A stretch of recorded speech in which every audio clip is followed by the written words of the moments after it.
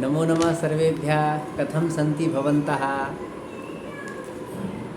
अस्तु, आइए आज हम सभी मिलकर के अनिवार्य संस्कृत का जो अंतिम पाठ है जिसका नाम है शास्त्र परिचय है, उसको हम भली भांति समझेंगे।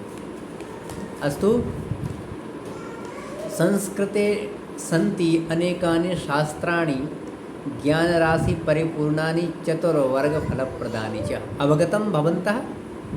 संस्कृते सन्ति अनेकानि शास्त्राणि, संस्कृत में अनेक शास्त्र हैं।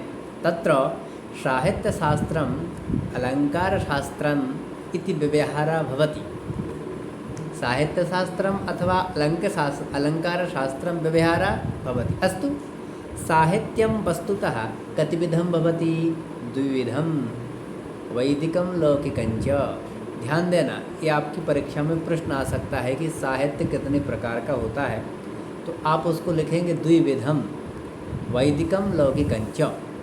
वैदिकं संगीता ब्राह्मणारण्यकोपनिषद्भिः विपुलं वर्तते, लौकिकं रामायणं महाभारतपुराणादिभिः युक्तम् अस्ति। अनेक कविप्रवर विरचितैः काव्यनाटकादिभिश्च अनवरतं वर्धितं च। लौकिके साहित्ये रूढतया साहित्यशब्दप्रयोगः काव्यनाटकादिषु लक्षणग्रन्थेषु च प्रायः प्रयुज्यते। शब्दार्थयोः सहितत्वम् अस्मिन् अस्ति, अतः इदं साहित्यम् उच्यते। किमस्ति कि शब्दार्थयोः सहितत्वं, शब्द के अर्थ के साथ अस्मिन् अस्ति, अतः इदं साहित्यम् उच्यते। अस्मिन् अलङ्काराणां प्राचुर्यत्वात् केषाञ्चन मतानुसारम् अलङ्कार आत्मा काव्यस्य इत्यस्मात्। अलङ्कार है आत्मा। अस्तु, ग्रन्थानां शीर्षकेषु च अलङ्कार शब्द प्रयुक्तत्वात् इदम् अलङ्कारशास्त्रम् इति ज्ञायते। उच्यते इदं हि शास्त्रं काव्येन सह संबंधम, अतः काव्यशास्त्रम इति नामधेयम्। अलंकारों का, पुराणों का जो अलंकार है उनका जो संबंध है काव्यों के साथ भी होता है। अलंकार हर जगह आपको मिलेंगे और सर्वत्र मिलेंगे। इदं हि शास्त्रम काव्येन सह संबंधम, अतः काव्यशास्त्रम इति नामधेयम्। अस्मिन् शास्त्रे षट् सम्प्रदायाः प्रसिद्धाः सन्ति। एतेषु सम्प्रदायेषु आचार्याणां महती परंपरा वर्तते। काव्यस्य शरीरं शब्दार्थौ तर्हि कः आत्मा। काव्य की जो आत्मा शरीर है अथवा शब्द है, काव्य की आत्मा किसे कहा जाता है, इस पर भी विचार करेंगे। अतः इति प्रश्ने गजन्यायेन काव्यात्मतत्त्वं व्याख्यातुं प्रवृत्ताः आचार्याः। रसं काव्यात्मानं मन्वानः रससम्प्रदायः अलङ्कारं काव्यात्मानं मन्वानः। इसको आपको याद रखना पड़ेगा। अलङ्कार संप्रदायः रीतिं काव्यात्मानं मन्वानः, रीति संप्रदायः तथैव वक्रोक्ति ध्वनि औचित्येषु यथामति काव्यात्मानं मन्वानाः इमे वक्रोक्ति ध्वनि औचित्य संप्रदायाः च क्रमेण समभवन्। एतेषु संप्रदायेषु रसालंकार ध्वनि संप्रदायाः अतीव ख्यातिं प्राप्ताः वर्तन्ते। अतीव ख्यातिं प्राप्ताः कः वर्तन्ते? बोले रसालंकार ध्वनि संप्रदायाः अतीव ख्यातिं प्राप्ताः वर्तन्ते। क्रमेण षण्णाम् अपि संप्रदायानां परिचयः अत्र प्रदीयते। 6 संप्रदायों का जो परिचय है यहाँ पर अधः दिया जा रहा है। क्रमशः आप सभी पुस्तक में देखेंगे, पुस्तक का पेज नंबर है 144। अनिवार्य संस्कृतम उत्तर मध्यमा प्रथम वर्षस्य और काव्यम, ठीक है ना। सभी एक पेज नंबर 144 निकाल लेंगे। तो यहाँ पर 6 संप्रदायों का परिचय दिया जा रहा है। संप्रदायों के आचार अर्थात प्रवर्तकाचार्य और उनके ग्रंथ, ये आप सभी भली भांति ध्यान से श्रवण करेंगे, परीक्षा में आ सकते हैं। प्रथमं तु रस संप्रदायः एतस्य आचार्यः भरतमुनि ग्रंथ इनका है नाट्यशास्त्रम। हिंद्यां वदामि। अलंकार संप्रदाय इनके आचार्य हैं भामह, इनका जो ग्रंथ है काव्य अलंकार। रीति संप्रदाय इनके जो आचार्य हैं वामना, इनका जो ग्रंथ है काव्यालंकार सूत्रवृत्ति। वक्रोक्ति संप्रदाय इनके जो आचार्य हैं कुंतक, इनका जो ग्रंथ है वक्रोक्ति जीवितम। और पांचवा ध्वनि संप्रदाय, ध्वनि संप्रदाय के जो आचार्य हैं आनंदवर्धना, इन्होंने जो ग्रंथ लिखा है ध्वन्यालोका। छठवा अंतिम जो संप्रदाय है औचित्य संप्रदाय, इसके जो आचार्य हैं क्षेमेंद्र, इन्होंने जो ग्रंथ लिखा है उसका नाम है औचित्य विचार चर्चा। इन सभी के नाम आपको याद रखना है। दोबारा मैं बोल रहा हूँ, आप अपनी पुस्तक में पेज नंबर 144 पर देखेंगे और आपका जो पाठ क्रमांक है 25 शास्त्र परिचय। रस संप्रदाय प्रवर्तकाचार्य भरतमुनि ग्रंथः नाट्यशास्त्रम्। अलंकार संप्रदाय प्रवर्तकाचार्य भामः काव्यालंकारः ग्रंथः। रीति संप्रदाय प्रवर्तकाचार्य वामनः ग्रंथः काव्यालंकार सूत्रवृत्तिः। वक्रोक्ति संप्रदाय प्रवर्तकाचार्य आचार्य कुंतकः ग्रंथः वक्रोक्ति जीवितम्। ध्वनि संप्रदाय आनंदवर्धनः ग्रंथः ध्वन्यालोकः। अंतिमं षष्ठः औचित्य संप्रदायः एतस्य आचार्यः क्षेमेन्द्रः और ग्रंथः औचित्य विचार चर्चा इति। प्रथमं संप्रदायकः रस संप्रदाय आगच्छतु। इसका हम विस्तार से इसको समझेंगे। रस संप्रदायः विस्तारेण चर्चा एतस्मिन् विषये कुर्मः।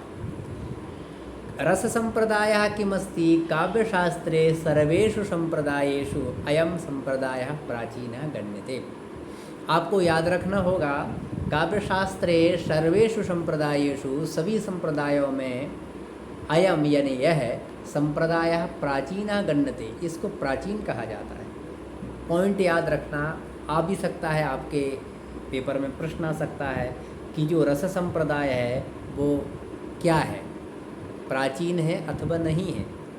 सभी शास्त्रों काव्य शास्त्रों में रस संप्रदाय को क्या माना जाता है इस प्रकार का प्रश्न आ सकता है। अस्य संप्रदायस्य प्रवर्तकाचार्य भरतमुनि, इस संप्रदाय के रस संप्रदाय के आचार्य हैं भरतमुनि। इस बात को आपको ध्यान रखना पड़ेगा। तेन रचितः ग्रंथः नाट्यशास्त्रम, उन्होंने एक ग्रंथ को लिखा जिसका नाम है नाट्यशास्त्र।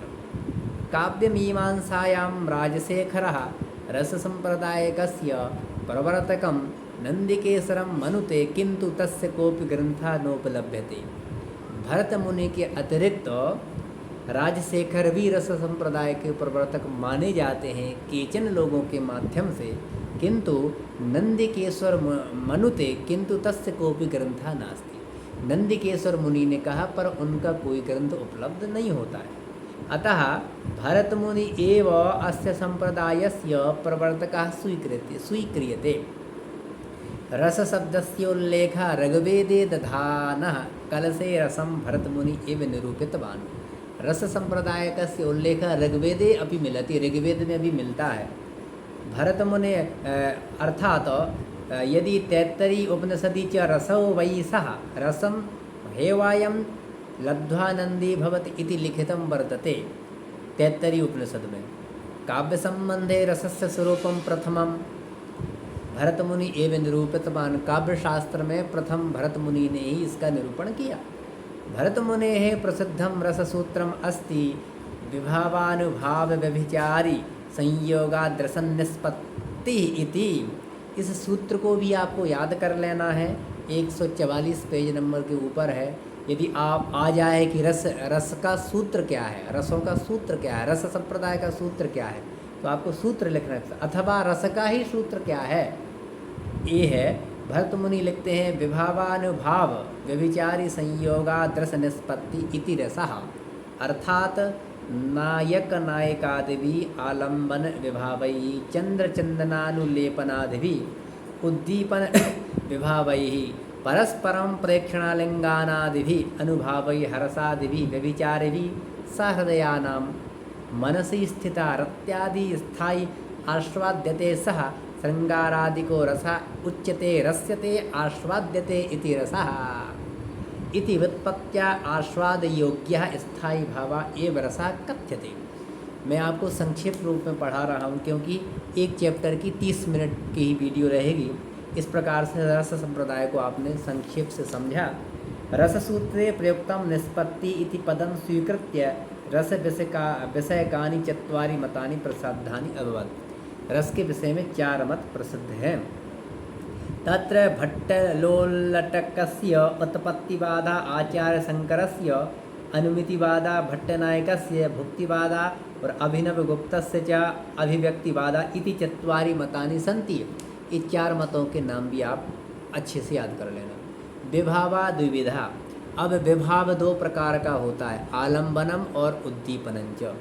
आलम्बनम विभावा अर्थात नायक नायिकादयः, उद्दीपन विभावा अर्थात चंद्रोदयानादयः अनुभावा, प्रेक्षणालिङ्गानादिक्रियारूपः व्यभिचारी भावा 33 सन्ति निर्वेदादयः। ठीक है, एभिः मिलित्वा पानकरसन्न्यायेन सहृदय मनः स्थिति रत्यादि स्थायी चरवणा योग्यो भवति सः रसः। अथा स्थायी भावा नव सन्ति अतः रसः अपि नव भवन्ति। स्थायी भाव 9 प्रकार के होते हैं, इसलिए 9 रस होते हैं और उनके 9 ही भाव होते हैं स्थायी भाव। उदाहरण के तौर पर पहला क्रम से रसः श्रृंगारः, उसका स्थायी भाव रतिः, हास्यः स्थायी भावा हासः, करुणः एतस्य भावा शोकः, रौद्रः एतस्य स्थायी भावा क्रोधः, वीरः एतस्य स्थायी भावा उत्साहः, भयानकः एतस्य स्थायी भावा भयं, विभत्सः एतस्य जुगुप्सा, अद्भुतः एतस्य स्थायी भावा विस्मयः और शान्तः एतस्य स्थायी भावा निर्वेदा। ठीक है ना। इस प्रकार से हिंदी में भी मैं आपको बता दूं, श्रृंगार का स्थायी भाव रति, हास्य का स्थायी भाव हास, करुण का शोक, रौद्रः का क्रोध, वीर का स्थायी भाव उत्साह, भयानका का भयम और विवत्सा का जुगुप्सा और अद्भुता का विस्मय, शांता का निर्वेदा। अस्तु, वस्तुतः भरतमुनिस्तु 8 एव रसान् निरूपितवान्। यदि एक दृष्टि से देखा जाए तो भरत मुनि ने 8 रसों का ही निरूपण किया है। मम्मटाचार्य निर्वेदम स्थायी भावम मत्वा नवमं शांतरसं स्वीचकार। मम्मटाचार्य के द्वारा जो शांतरस है उसको भी 9 रस के रूप में स्वीकार कर लिया गया। अब आता है अलंकार संप्रदाय। अस्य संप्रदायकस्य प्रवर्तकाचार्य आचार्य भामः। इस संप्रदाय के प्रवर्तक आचार्य भामह हैं। और प्रिय बच्चों, मैं आपको बता दूं, यदि आपका प्रश्न आ जाए कि अलंकार संप्रदाय का परिचय दो, तो पेज नंबर 145 के ऊपर यह जो लिखा है अस्य संप्रदायकस्य प्रवर्तक आचार्य भामः अस्ति, यहाँ से लेकर के आप जयदेवा लिखत यत यहाँ तक भी लिख सकते हैं और श्लोक भी लिख सकते हैं, अथवा महत्वम स्वीकृतम अस्ति यहाँ तक भी आप इसका परिचय लिख सकते हैं। अथवा अतः काव्यम अलंकारै अलंकृतम स्यादिति भामहस्य मतम, यहाँ तक भी आप परिचय लिख सकते हैं। अब आता तीसरा रीति संप्रदायः। अस्य संप्रदायस्य प्रवर्तकः आचार्य वामनः अस्ति। इस रीति संप्रदाय के आचार्य कौन है? इनके आचार्य वामन है। तेन विरचितः ग्रंथः काव्यालंकार सूत्रवृत्ति। उनके द्वारा जो लिखित ग्रंथ है वह काव्यालंकार सूत्रवृत्ति। सह स्वग्रंथे रीतिरात्मा काव्यस्य इति लिखित्वा रीतिम काव्यात्म रूपेण अंगीचकार। उन्होंने काव्य को ही रीतिम काव्यात्म रूपेण, रीति को ही काव्य की आत्मा के रूप में उन्होंने स्वीकार किया है। रीते व्याख्यां कुर्वन्सः लिखति विशिष्ट पद रचना रीति इति। इस प्रकार से उन्होंने लिखा। तो ये आपका तीसरा संप्रदाय संपन्न होता है। अब आता है चौथा संप्रदाय, जिसका नाम है वक्रोक्ति संप्रदायः। अस्य संप्रदायस्य प्रवर्तकाचार्यः आचार्य कुंतकः। इस वक्रोक्ति संप्रदाय के आचार्य हैं प्रिय विद्यार्थियों, वो हैं आचार्य कुंतक। जितने 6 संप्रदाय हैं, इन 6 संप्रदायों के आचार्यों के नाम आपको जरूर लिखना है, याद रहना चाहिए, जब भी आप परीक्षा में लिख पाओगे। इसको थोड़ा विस्तार से समझते हैं। कुंतकः इसके आचार्य हुए। सह वक्रोक्ति जीवितम इति ग्रंथम निर्गतवान। आचार्य कुंतक हुए वक्रोक्ति संप्रदाय के, और इन्होंने वक्रोक्ति जीवितम इति इस प्रकार के ग्रंथ की रचना की। वक्रोक्ति काव्य जीवितम ये सूत्र इनका है। इति विलक्ष्य वक्रोक्तिम काव्यात्म रूपेण स्वीकृतवान। इन्होंने वक्रोक्ति को ही काव्य की आत्मा के रूप में इन्होंने स्वीकार किया है।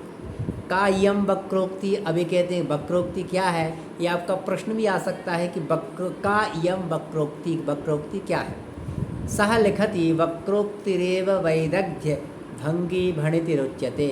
इतना भी आप यदि परीक्षा में लिख दोगे तब भी आप पास हो जाओगे, ठीक है ना। अर्थात चमत्कार युक्ता चातुर्यपूर्णा विदग्धानां विदुषाम उक्ति ही वक्रोक्ति इति कथ्यते। यहाँ तक यदि आप लिखेंगे तब भी वक्रोक्ति का जो उत्तर है पर्याप्त रहेगा। इयमेव वक्रोक्ति काव्यात्म रूपेण कुंतकेन स्वीकृता वक्रोक्ति षड्विधा अस्ति। अब आप देखिए वक्रोक्ति कितने प्रकार की होती है। वक्रोक्ति 6 प्रकार की होती है। इस विषय को भी आपको भली भांति याद रखना पड़ेगा। तो पहला है षड्विधा सन्ति। कथम षड्विधा? प्रथमम वर्ण विन्यास वक्रता, दूसरी पद विन्यास वक्रता, तीसरी वाक्य विन्यास वक्रता, चौथी अर्थ वक्रता, पांचवी प्रकरण वक्रता और छठवीं प्रबंध वक्रता। ये 6 नाम आपको याद रखना पड़ेगा। यदि प्रश्न आ जाए वक्रोक्ति कतिविधा केचते, कितने प्रकार की और उनके नाम क्या क्या है, तो आपको नाम सहित लिखना पड़ेगा। आचार्य कुंतकः गुणालंकार रीतीनां सर्वेषाम् अंतर्भावं वक्रोक्तौ एव प्रदर्शितवान। इस प्रकार से संक्षेप में वक्रोक्ति संप्रदाय का हमने परिचय समझा। अब आता है ध्वनि संप्रदाय। 5वां जो संप्रदाय है वो ध्वनि संप्रदाय है। रसालंकार संप्रदायानंतरम एष संप्रदायः प्रबलः दृश्यते। यानी रसालंकार संप्रदाय के बाद में ये जो संप्रदाय प्रबल रूप से देखा जाता है, अस्य प्रवर्तकः आनंदवर्धना अस्ति। इस ध्वनि संप्रदाय के जो प्रवर्तक हैं वो आनंदवर्धन है। सह काव्यस्यात्मा ध्वनि, वो काव्य की आत्मा को ही ध्वनि मानते हैं, अथवा काव्य की आत्मा कहा ध्वनि ही। इति विलिख्य ध्वनेः काव्यात्मत्वं स्वीकरोति। ध्वनि को ही काव्य की आत्मा के रूप में वह मानते हैं। ये आपको जरूर याद कर लेना है कि काव्य की आत्मा क्या है। ध्वनि ही त्रिविधम, ध्वनि 3 प्रकार की होती है। ये बिंदु आपको जरूर याद कर लेना है। कौन कौन सी? वस्तु ध्वनि ही, अलंकार ध्वनि ही और रसध्वनि ही। चा कथम, कितने प्रकार की हुई ध्वनि? एक वस्तु ध्वनि ही, अलंकार ध्वनि ही और रसध्वनि ही। तेषु रसध्वनि एव काव्यस्यात्मा मन्यते। वह आचार्य आनंदवर्धन रसध्वनि को ही काव्य की आत्मा मानते हैं। यदि प्रश्न आ जाए इन तीनों में से काव्य की आत्मा कौन सी ध्वनि को, तो आप उसमें लगाओगे रसध्वनि को। अस्तु ध्वनेः लक्षणं प्रतिपादयन् आनंदवर्धन आह। यदि प्रश्न आ जाए ध्वनेः किम लक्षणम, ध्वनि का क्या लक्षण है, तो ये श्लोक आप लिख सकते हैं पेज नंबर 146 के ऊपर। यत्रार्थ शब्दो वा तमर्थमुपसर्जनी कृतस्वार्थौ व्यंगतः काव्य विशेषा सा ध्वनिरिति सूर्यवी कथितः। इस प्रकार से यह ध्वनि का अर्थ है। अथवा प्रतीयमानं पुनरन्य देव वस्तुषति वाणीषु महाकविना। इस प्रकार से आपने ध्वनि संप्रदाय को संक्षिप्त में समझा। अब आता है औचित्य संप्रदाय। अंतिम संप्रदाय आपका है औचित्य संप्रदाय। अस्य संप्रदाय संप्रदायस्य प्रवर्तकः आचार्य क्षेमेन्द्रः। इस संप्रदाय के जो आचार्य हैं जिनका नाम है क्षेमेन्द्रः। औचित्य विचार चर्चा इति ग्रंथे तेन काव्यात्म रूपेण औचित्यम इति उक्तम। औचित्य विचार चर्चा नामक इन्होंने एक ग्रंथ लिखा है आचार्य क्षेमेंद्र ने, और काव्यात्म रूपेण औचित्यम इति उक्तम, काव्य की आत्मा के रूप में ही इन्होंने औचित्य को बताया। काव्ये सर्वत्र गुणालंकार रसादीनां निरूपणे औचित्यम आवश्यकम इति तस्य मतम। यानी काव्य में सर्वत्र गुण अलंकार रस आदि का निरूपण औचित्य है, आवश्यक है, ऐसा उनका मत है। आनंदवर्धनोपि रसपुष्ट्यर्थम औचित्यम आवश्यकम इति आनंदवर्धन ने भी इनकी पुष्टि की। औचित्यादृतेनान दृशभंगस्य कारणम औचित्योपनिबंधस्तु रसस्योपन सत्परा। अयं सिद्धान्तः स्वतंत्रः तथापि न तावत् प्रसिद्धिं गतः नास्य अनुयायिनः च उपलभ्यन्ते। एवं अलङ्कारशास्त्रस्य साहित्यशास्त्रस्य वा षट् सम्प्रदायाः अत्र यथा योगं निरूपिताः। अलंकार शास्त्र के, साहित्य शास्त्र के जो 6 संप्रदाय हैं यहाँ पर बताए गए। इन्हीं को अलंकार शास्त्र के कहते हैं और इन्हीं को साहित्य शास्त्र के संप्रदाय कहा जाता है। एतेषां प्रवर्तकाः संप्रदायं संस्थापितवन्तः अनुयायिनस्य खण्डनमण्डनादिकं कृत्वा तं संप्रदायं बलवत्तरं कर्तुं प्रयत्नं कृतवन्तः। इस प्रकार से आपने औचित्य संप्रदाय को भी समझा। अब आप 147 पेज नंबर 147 पे के ऊपर देखेंगे, जहाँ पर लिखा है स्वाध्यायः बहुवैकल्पिक प्रश्न। इनमें से महत्वपूर्ण प्रश्न हम समझते हैं, सभी ध्यान से सुनेंगे प्रिय बंधुओं और प्रिय छात्र। साहित्य शास्त्रे कति संप्रदायाः सन्ति, यह प्रश्न भी महत्वपूर्ण है। ऑप्शन आपको 4 दिए जाएंगे वैकल्पिक, तो इनमें आपको लिखना है 6 संप्रदायाः षट् सन्ति।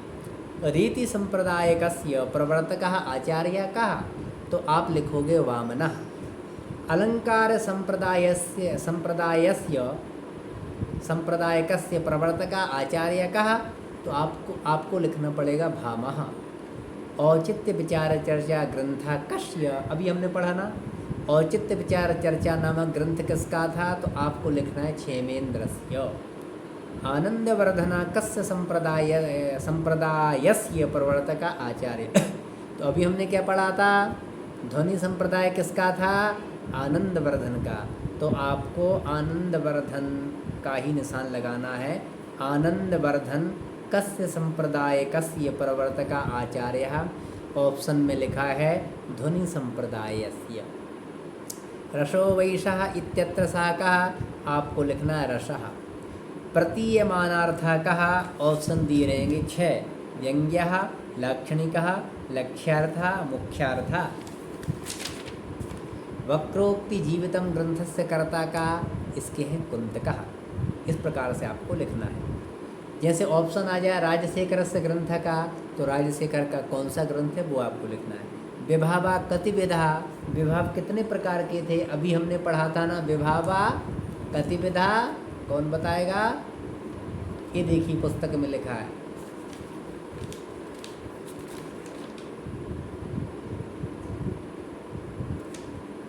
विभावा द्विविधा, विभाव भी 2 प्रकार के होते हैं, ठीक है ना। और यदि उनके नाम लिखने को आ जाए, विभावा द्विविधा आलम्बनम और उद्दीपनं च, पहला आलम्बनम, दूसरा उद्दीपनम ठीक है। लघु उत्तरीय प्रश्नाः, अब देखिए प्रश्न आपका आ गया, रसाः कति केचते, रस कितने हैं और कौन कौन से, 9 रस होते हैं, नाम आपकी पुस्तक में दिए हैं। वीर रसस्य स्थायी भावा का, दूसरा प्रश्न है आपका, दूसरे का दूसरा, इसका स्थायी भाव क्या है, वीर रस का, वो आपको लिखना है। रीतयः कति, रीति कितनी है और कौन कौन सी लिखना है आपको, अभी हमने पढ़ा था। साहित्यम कतिविधम, नामानि लिखा, साहित्य कितने प्रकार का होता है, तो जिस प्रकार से विभावा द्विविधम, तो साहित्यम भी द्विविधम, वैदिकम और लौकिकं च। अब आता है ध्वनि लक्षणम किम, तो आपको पूरा वो श्लोक लिख देना ध्वनि लक्षण का, जहाँ पर ध्वनि संप्रदाय के बारे में हमने पढ़ा था वो आपको लिख देना। वक्रोक्ति प्रकारा कति, वक्रोक्ति प्रकार कितने हैं, उनके नाम क्या हैं वो लिख देना है आपको। विवरणात्मक प्रश्नाः यथाधीतम रस सूत्रम वर्णयत्, जहाँ रस संप्रदाय को हमने पढ़ा था वहाँ पर रस का सूत्र दिया था वो आपको लिख देना। अलंकार संप्रदाय विवृणुत, अलंकार संप्रदाय का वर्णन करना है। अलंकार संप्रदाय के बारे में जहाँ हमने पढ़ा था वो पूरा वर्णन आपको कर देना। ध्वनि संप्रदायस्य महत्व लिखा, ध्वनि संप्रदाय का जो फर्स्ट से लेकर के अंतिम पैराग्राफ है वो आप पूरा लिख देना है। रीति संप्रदायस्य परिचयम कार्यात्, अभी हमने पढ़ा था रीति संप्रदाय का परिचय आपको लिख देना। अब आता है योग्यम संगमयत्, चौथा प्रश्न यथा योग्यम योजयत्, जोड़ी मिलाई। श्रृंगारः अद्भुता करुणा वीरा विभत्सा उत्साह जुगुप्सा शोका रति विस्मया, ये बहुत सरल है। श्रृंगार का भाव कौन सा है, अद्भुत का भाव कौन सा है, करुण का कौन सा है, वीर का कौन सा है और श्रृंगार का कौन सा है। उदाहरण के तौर पर आप देख सकते हैं श्रृंगार का स्थायी भाव है रति ही, अद्भुत का जो स्थायी भाव है, अद्भुत का कौन बताएगा, विस्मयः, और उसके बाद में आता है करुणः, करुण का जो स्थायी भाव शोकः, और वीरः जो वीर रस है उसका जो स्थायी भाव है उत्साह, और विभत्सः इसका स्थायी भाव है जुगुप्सा। इस प्रकार से आपको तैयारी कर लेनी है, और यदि आपको कोई भी दिक्कत परेशानी आती है तो आप इस पे कमेंट करके लिख सकते हैं, उसका उत्तर हम आपको आपका प्रश्न पढ़ करके दे सकते हैं। इसलिए सभी विद्यार्थियों को, जो भी गार्गी संस्कृत विद्यालय के जितने भी बच्चे हैं, किन्हीं कारणों से हम विद्यालय नहीं आ पाए, इसलिए आपको वीडियो बना करके हमने प्रेषित किया है। इसकी लिंक प्राचार्य महोदय के नंबर पर सेंड कर दी गई है, और यदि लिंक आपको नहीं मिलती है तो आप योगेंद्र शास्त्री या सनातन भक्ति धारा सत्संग या योगेंद्र शास्त्री कथा, इस नाम से आप इस लिंक को या वीडियो को ढूंढ सकते हैं, या फिर आप शास्त्र परिचय इस नाम से भी इस वीडियो को ढूंढ सकते हैं। इसलिए आपको अग्रिम शुभकामनाएं।